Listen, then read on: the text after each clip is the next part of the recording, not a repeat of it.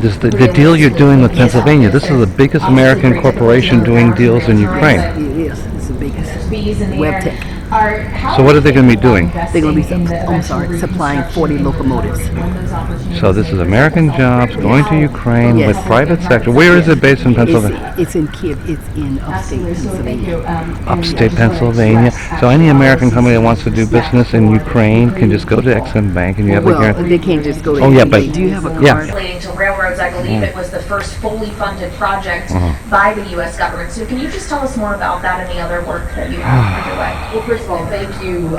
This is giving us an opportunity to be here in Ukraine House, especially just after returning governor, to actually be on the ground with the different leaderships, with all of the donors that were in Ukraine. I was fortunate to be there with our Special Representative Pritzker and Dilip Singh, the National Security Advisor, who led the delegation. And it gave Exim an opportunity to announce a transaction, an authorization that we had just recently done from our board. We have, like Scott, Export-Import Bank has been in Ukraine for a very long time. We, before the war broke out, had just recently signed a $3 billion MOU around a number of sectors that have already been mentioned here.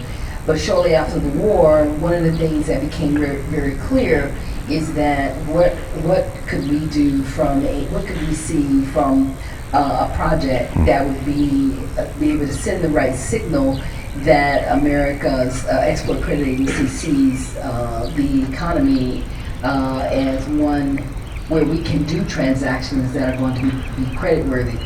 We were very fortunate that our ambassador there, Brink, who has really been leading the charge on the ground with the United States government, looking at priority projects, and the rail project was a priority. As one can imagine, it is the leading driver, one of the leading drivers in the economy.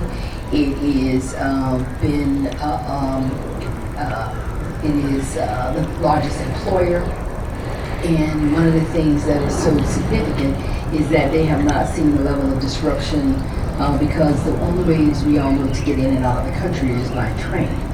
And so we were really excited to be able to have structured what we believe is one of the most highly structured financing package that we were able to work with the Minister of Reconstruction and also with the Minister of Finance.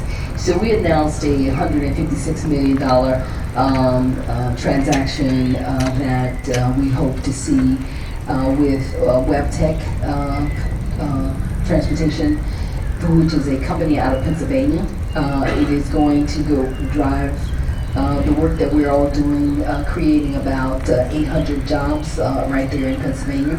So to be able to announce with UZ, the rail employer, a transaction like this, we hope it sends the right signal to the market that Exim, we knew we had to be additional to the transaction. We also had to make sure the transaction was creditworthy.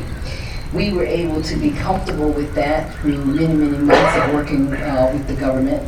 And we are standing strong in our work that we want to do with the private sector. I think nothing is more important than to see the private sector players alongside the public sector players who are working in Ukraine.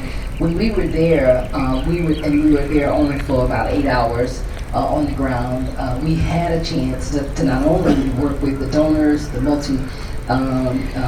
the leadership in Ukraine, but also with those who we think are going to continue to be the drivers. I then left there and went to a G7 meeting. I did mention to this, it was a G7 meeting of ACA heads, and we were able to also reaffirm our additional commitment to working in Ukraine. So I think you're going to continue to see this model that we have employed, that we will work with other ECAs and some co-financing projects. Unfortunately, I'm going to have to leave because I have to go to the US Senate with 2 senators. So really appreciate being here, and thank you for having us.